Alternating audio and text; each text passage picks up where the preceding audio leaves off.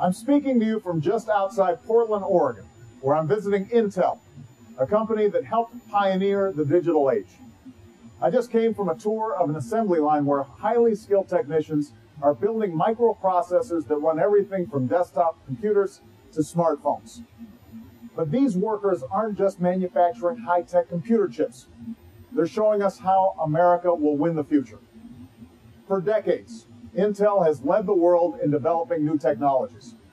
But even as global competition has intensified, this company has invested, built, and hired right here in America. 3/4 of Intel's products are made by American workers. And as the company expands operations in Oregon and builds a new plant in Arizona, it plans to hire another 4,000 people this year. Companies like Intel are proving that we can compete, that instead of just being a nation that buys what's made overseas, we can make things in America and sell them around the globe. Winning this competition depends on the ingenuity and creativity of our private sector, which was on display in my visit today. But it's also going to depend on what we do as a nation to make America the best place on earth to do business. Over the next 10 years, nearly half of all new jobs will require education beyond high school, many requiring proficiency in math and science. And yet today, we've fallen behind in math and in science and in graduation rates. As a result, companies like Intel struggle to hire American workers with the skills that fit their needs. If we want to win the global competition for new jobs and industries, we've got to win the global competition to educate our people. We've got to have the best trained, best skilled workforce in the world. That's how we'll ensure that the next Intel, the next Google, or the next Microsoft is created in America and hires American workers. This is why, over the past 2 years, my administration has made education a top priority. We've launched a competition called Race to the Top, a reform that's lifting academic standards and getting results. Not because Washington dictated the answers, but because states and local schools pursued innovative solutions. We're also making college more affordable for millions of students and revitalizing our community colleges so that folks can get the training they need for the careers they want.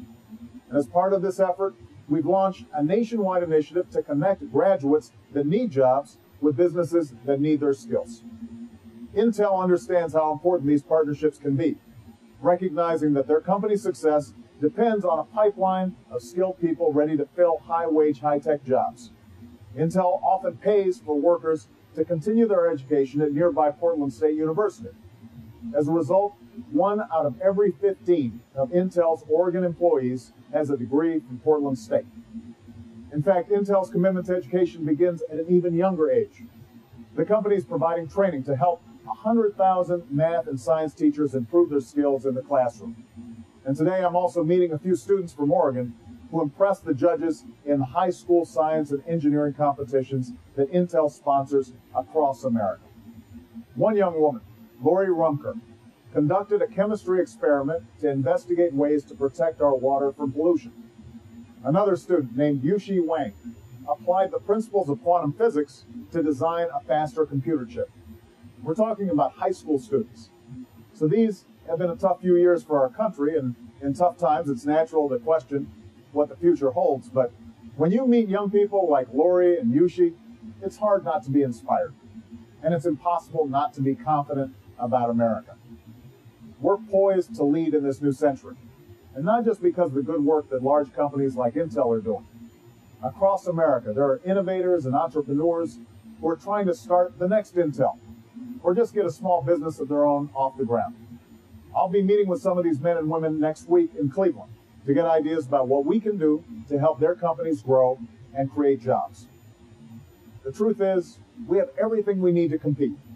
Bold entrepreneurs, bright new ideas, and world-class colleges and universities.